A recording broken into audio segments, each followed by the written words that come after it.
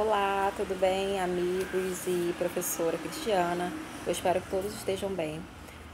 Bom, esse é o vídeo que contempla a atividade 3, primeiramente a atividade 1 no caso, né, que é a aula 3. E primeiramente eu gostaria de explicar que nesse vídeo eu não vou mostrar fisicamente para vocês o material produzido. Antes eu postei um PDF para que vocês possam ver os dois materiais que eu produziria para uma comunidade de deficientes visuais poderem ler em braille, tá? Então, assim, vão ter duas imagens no outro PDF para que vocês possam entender o que eu estou falando nesse momento, tá ok? Bom, nessas duas imagens, nesse documento, ele mostra dois materiais produzidos. Espero que o barulho não possa atrapalhar vocês a me compreender, tá? Mas essas duas imagens são materiais já produzidos por outras pessoas que eu achei muito interessante e eu aplicaria numa aula para uma comunidade ler em braille, tá? Então, assim, a imagem 1, ela vem de uma escola que na verdade é um site que postou. E essa atividade, ela é uma tabela periódica. Ah, mas é muito batido, tabela periódica e tudo mais. Mas já vocês vão entender o porquê que eu escolhi esse material. A tabela periódica para um químico, para uma aula de química, ela é muito importante.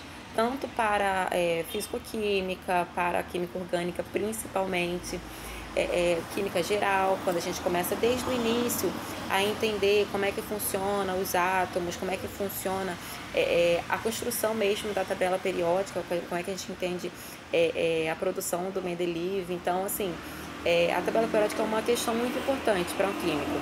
Por mais que seja uma ideia, hoje em dia, dizem ser batida por só ensinam tabela periódica para a comunidade de deficientes visuais.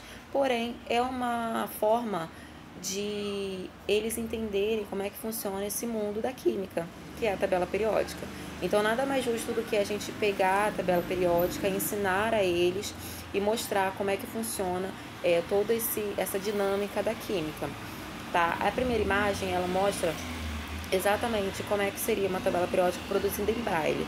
Primeiramente, a tabela periódica vai continuar com o seu tamanho normal, de como a gente, nós que não somos deficientes visuais, conseguimos entender a tabela periódica. Mas com a diferença que todas as coisas que estão escritas, no caso, né, os átomos, o número atômico, o número de massa, tudo isso ele está escrito em braille.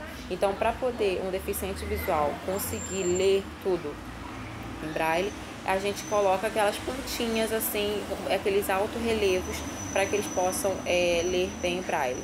Aí dando uma explicação, né? Por que colocar a tabela periódica, que é uma coisa muito batida.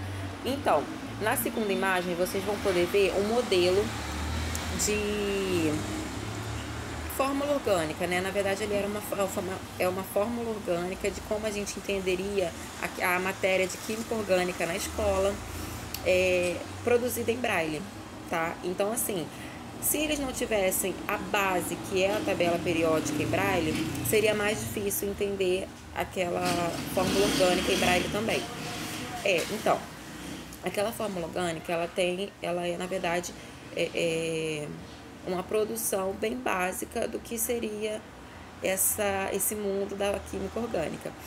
Se vocês puderem observar, tem a fórmula orgânica para nós que não somos deficientes visuais e a parte em cima que é uma descrição do que seria aquela fórmula química, tá? Então, assim, é muito importante a gente dar uma base, aplicar uma base para deficientes visuais.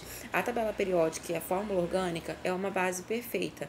É claro que tem como a gente produzir materiais como gráficos em braille e para cálculos em braille, que é para poder aprender um pouco mais sobre físico-química, um pouco mais sobre química geral, mas a base mesmo que eu gostaria de trazer para vocês hoje é essa. Eu espero que todos possam compreender e entender o que eu falei.